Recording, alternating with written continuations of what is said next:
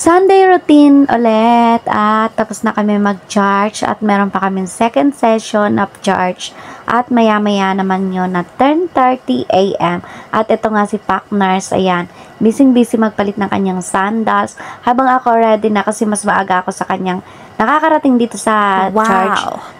At ang bilis nga ng transition at eto nga babiyahin na naman ako para sa aking for meet up as an online seller. Iilan lang yung pa-order ko kasi wala akong masyadong paninda. Kahit ganun pa man or kahit maliit man ang aking kikitain ay susugurin ko na at yun ay malaking bagay na sa akin. Ang nakuha ko nga lang yung pan-lunch ko every Sunday ay malaking bagay na sa akin. At eto nga nakatapos na ako at may isang bogos na hindi nag-reply sa akin. Kaya naman, nagutom na ako at hindi ko na talaga siya inintay pa.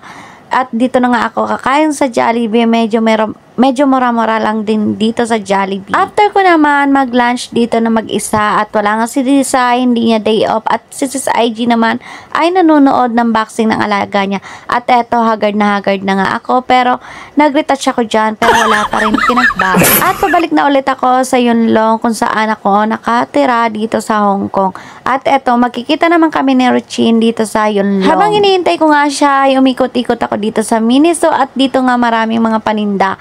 Pero medyo mura yung mga paninda dito sa Miniso at maraming pwedeng ipang pasalubong. At ayan nga, ang cute diba ng mga stuffed toys. At syempre, paborito natin yung kulay.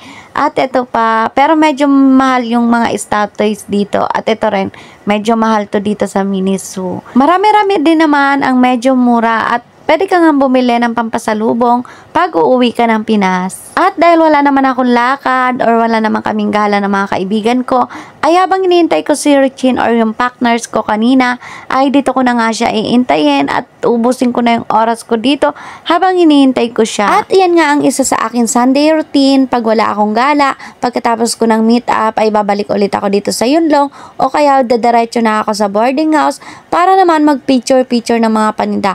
At dito na nga si Richin sa Jollibee kaya naman umakyat na ako dito sa Jollibee. At nagyaya nga, nakakain daw muna kami bago kami umuwi. At 5 PM na to. So ayan, dahil nga siya ang nag-aya, syempre papaubayan natin sa kanya ang pagbabayad dito sa Jollibee. Syempre kung sino yung nag-aya, siya ang magbabayad, o diba? Kaya ayaw kong mag-aaya eh. At tada, kaya naman pala ang lakas ng loob mag-aya kasi meron siyang card o di sana palagi na talaga akong didikit sa babaeng to. Churis. O diba, syempre pagpasalamat natin na may kaibigan tayo na sumasalo sa atin pag wala tayong budget. May bago na nga ako biglang kasabihan, di bali nang masabihan na makapal ang mukha, busog naman ang sikmura.